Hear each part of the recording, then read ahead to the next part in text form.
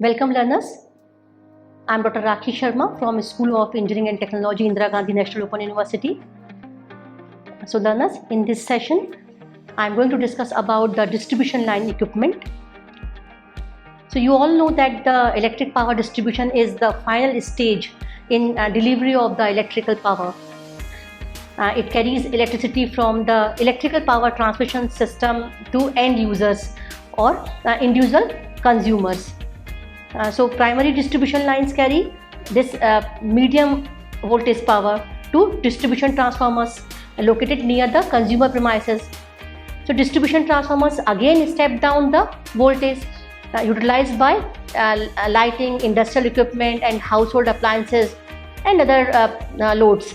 So often several consumers are supplied from the this one transformer through secondary distribution lines.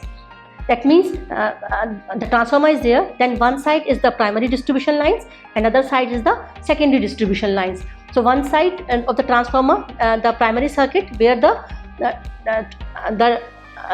this is a higher voltage, and at the secondary level the voltage is reduced for the distribution to end users. So commercial and the residential customers are connected to the secondary distribution lines through service lines. So learners, in our previous sessions of distribution line equipment, we have discussed some of the equipment like conductors, supports and cross arms. So we discussed about the various factors which affect the choice between the overhead and underground distribution lines. So in this session, we will discuss about some other main equipment which are required for the overhead lines. These are the insulators, earthing knob, earthing coil, strain hardware set, guard wire and LT line spacers and other line accessories. So all these equipment which are required for the overhead lines will be discussed in brief. So let us discuss insulators. You have learned that an electrical insulator adjusts the flow of electricity. Application of voltage differences across a good insulator results in negligible electrical current. Insulators made of glazed porcelain, tough glass and polymers, these are used for supporting the conductors. Porcelain insulator prevent the electrical current from energizing the power poles. There are 5 types of insulator used in transmission lines as overhead insulation, that pin insulator, suspension insulator, strain insulator, then shackle insulator, stay insulator. So pin, suspension and strain insulator are used in medium to high voltage system, while stay and shackle insulators are used in low voltage application in general. So pin insulators, let us discuss about this pin insulator. So pin insulators are manufactured for voltage up to 33 kV and cheaper than other types. IS 1445 and 731 cover detailed specification for these insulators, and the pins for the insulators are fixed in the holes provided in the cross arm and pole top brackets. You can see here the pin insulator is mounted over the cross arm. These insulators are mounted over the pins and tightened at the cross arm. So the cost of the pin insulator increase very rapidly as the working voltage is increased. For high voltage, these insulators are uneconomical. Moreover, replacements are expensive. You can see here the picture of the pin insulator. As the leakage path of the insulator is through the surface, it is desirable to increase the vertical length of the insulator surface area for lengthening the leakage path. So we provide 1 or 2 or more rain shades or petticoats on the insulator body to obtain long leakage path. So you can see here one example. by using this picture where the shades are disc insulator. Disc insulator are made of glazed porcelain or tough glass. They are used as insulators on high voltage lines for suspension and dead endings. The line conductor is suspended below the point of support by means of the insulator or string of insulator. Each insulator of suspension string is called disc insulator because their discs are because these are of disc-like shape. A disc insulator consists of a single disc-shaped type piece of porcelain grooved on the undersurface is increase the surface leakage path between the metal cap and the top and a metal pin underneath. The cap is recessed so as to take the pin of another unit, and this way a string of any required number of units can be built up. So the cap is secured to the insulator by means of cement. This insulator are ball and socket or tongue and cleave type. The suspension clamp is used to support the conductor if suspension configuration of the line is chosen. The next is strain insulator. A strain insulator is designed to work in mechanical tension or strain to withstand the pull of a suspended electrical wire or cable. So because of this the tension over the conductor line, so here this kind of strain insulator are used in such cases. So they are used in overhead electrical wiring to support the overhead lines. A strain insulator may be inserted between the two lengths of the wire to isolate them electrically from each while maintaining a mechanical connection, or where a wire attached to a pole or tower to transmit the pull of the wire to the support while insulating it electrically. The next insulator is suspension insulator. Suspension insulator consists of a number of porcelain discs connected by means of metal links in the form of a string. These insulators are deployed for high voltages. The conductor is suspended at the bottom end of the string, and other end is fixed firmly to the cross arm of the tower. You can see here one suspension insulator. The number of discs are there, the insulator discs are there. So for the high voltages these kind of insulators are used. The next is shackle insulators. These are used for distribution lines, dead endings basically, and supporting conductors. So generally for the dead ending these shackle insulators are used. You can see here how these are mounted on the pole. A shackle insulator is supported by either two straps and 2 ms bolt, or one U clamp or D strap and 2 ms bolt as per IS 7935, IS 1445 this 1997. It covers the shackle insulators for voltages below 1000 volt. The two standard size listed in the specifications are 90 mm dia and 75 mm height, and 115 mm dia and 100 mm height. So you can see here the picture of the shackle insulators, how these are mounted on the pole. Stay insulator. Guy stay insulators of egg type porcelain are used for insulating stay wires, guard wire, etc.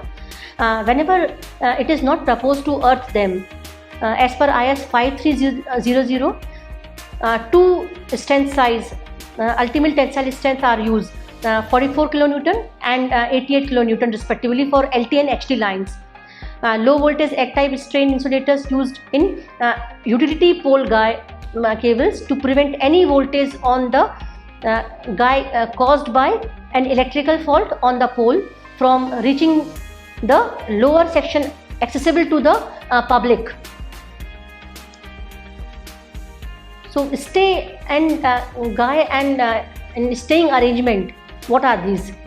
So a guy wire or guy line or guy rope, also known as simply guy, is a tensioned cable designed to add stability to the freestanding structure. So pole is free, so here to give it support, this wire is used. So guys are stranded steel wires, and these are used on all terminal angles and other such poles where the conductors have tendency to pull the pole away from its true position or vertical positions. So in that case it provides the support.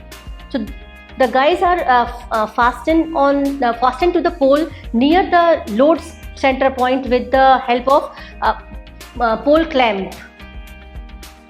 So other end of the guy or stay is secured to a stay rod embedded in the ground, and the stay rod should be located as far away as possible from the pole. Earthing knob. The earthing knob is used for supporting the neutral cum earth wire used for earthing of metal parts of the supporting structures of low tension lines. That is 400 volt or 230 volt lines. 400 volt in case of the 3 phase and 230 volts in the case of the single phase distribution. The knob is generally made of cast iron 52 cross 42 mm, and its electrical resistance is not exceed 200 mega ohms.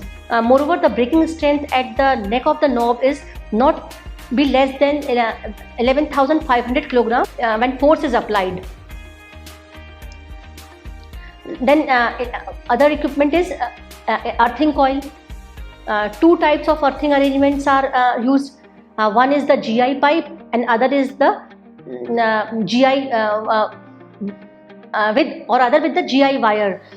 In case of the GI pipe earthing, 40 mm dia and 2500 mm long pipe is used for earthing of support and fittings. GI wire is used for earthing of lines, generally 8 SWG wire with 115 turns, 50 mm dia and 1500 mm length is used. Then other this distribution line equipment is strain hardware set. The conductor is strung between the sections through a strain hardware set. It is fixed with the last disc of the string of the disc insulator. It is made from the malleable iron or aluminum alloy. Alloy hardware is preferable as the losses are less in this. Other distribution line equipment are guard wires, LT line spacers. So guard wire are also used at all points where a line crosses a street, road or railway line or power lines, telecommunication lines, canals, rivers, along the road and public places. So as per IE rules 88, guard wire of galvanized steel is minimum 4 mm dia having breaking strength not less than 635 kg should be used. So these specifications or these figures are giving you some idea about what kind of equipment we are using. So LT line spacers, very often clashing of LT conductors in the mid span takes place due to the sag, because when the distribution lines they run over a long distances, then you will observe a sag there. So and because of this sag there may be clashing of these LT conductors. So in the mid span you can give these LT line spacers. and these sets this clashing may be because of the sag, wind, and longer span. So this results in the fault and interruptions. So spacers are provided to overcome this problem. Now the line accessories. This is the associated equipment required for fastening the conductor to supports and taking off the power or supply points such as joints material, clamps and compounds. Fitting used for lines up to 33 kV are conductor dead-end fittings, joints, insulator ties, tap and jumpers.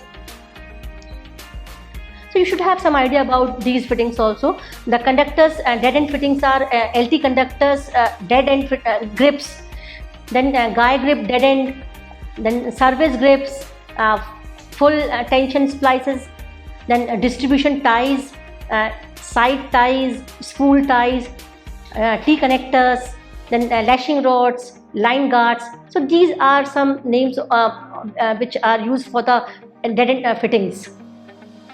So pre-formed fittings made of aluminum alloy are used as it saves cost, labor and time.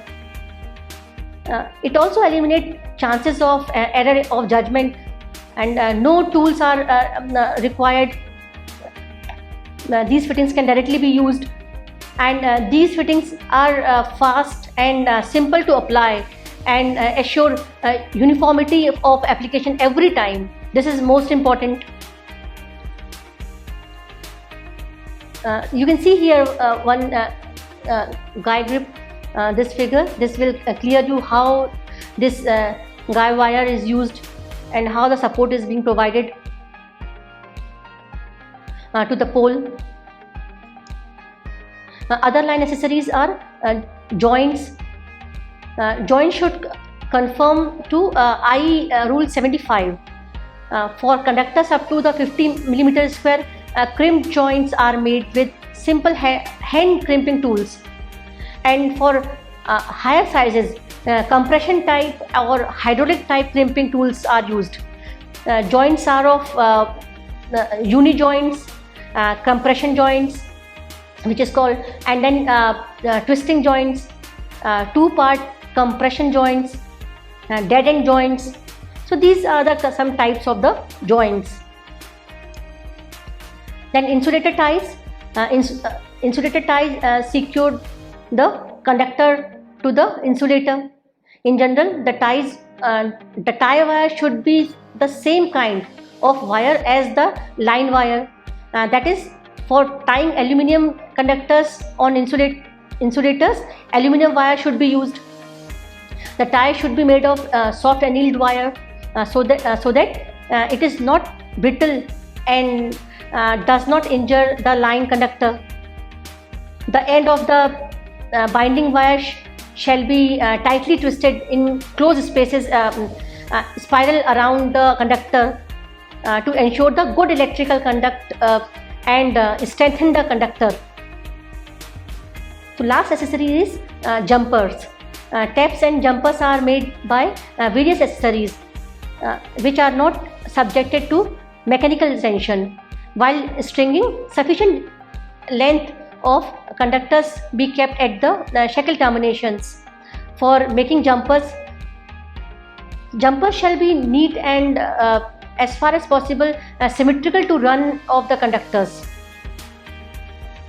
or these shall be made to prevent the occurrence of faults due to the wind or bursts. PG clamps may be preferred to binding of conductors at jumpers locations or service steps. So learners, now I am summarizing this session. So in this session we have studied the main equipment required for distribution lines.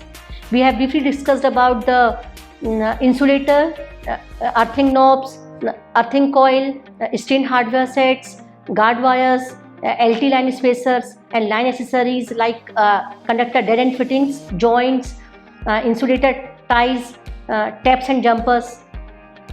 So these are the important equipment which are used for the distribution line, and in the session 1 we discussed the conductors, supports and cross arms. So with this we have covered mainly all the equipment which are used for the distribution line. Thank you.